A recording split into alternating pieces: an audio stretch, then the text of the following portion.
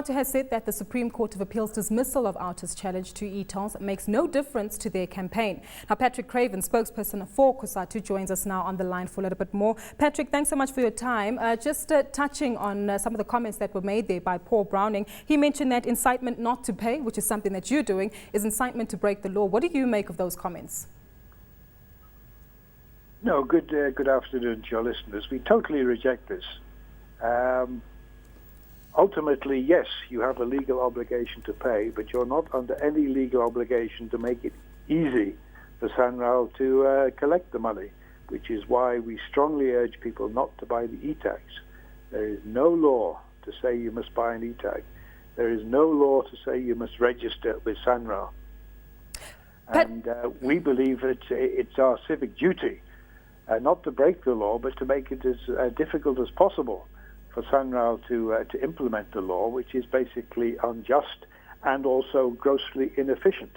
And this is why we are urging people to support the campaign, and we're absolutely convinced that e-tolling will be completely unworkable.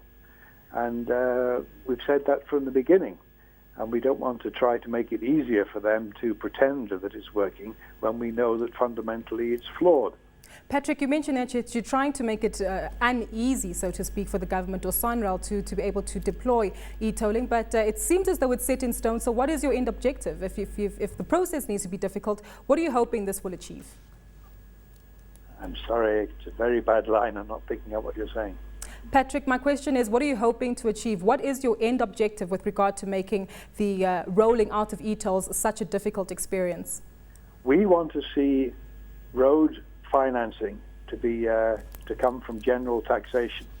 We think it's first much fairer because taxation is based on your ability to pay, and it's also far more efficient since taxes are collected anyway and you don't require any extra bureaucracy to collect it, unlike the e-tolls, which require huge, more than 1,000 people administering the collection of taxes of the tolls, which will simply not work.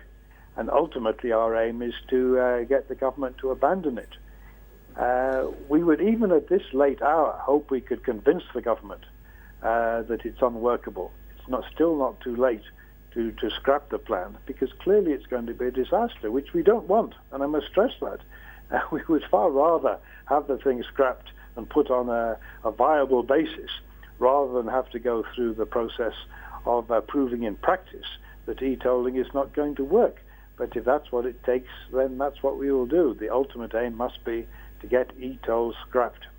Patrick, it appears as though you're going to fight this tooth and nail. How much funding have you got behind you guys in order to be able to push this program that you're wanting to instill against government? Yeah, it's not going to be an expensive campaign for us. We will mobilize our members and appeal to the wider public to join us in the activities which we'll be announcing tomorrow. And in the meantime, our main weapon will be to campaign through the media, talking now to your viewers, to help us by not registering with SANRAL, not buying the e-tags, and that alone will start to convince the government and SANRAL that this isn't going to work.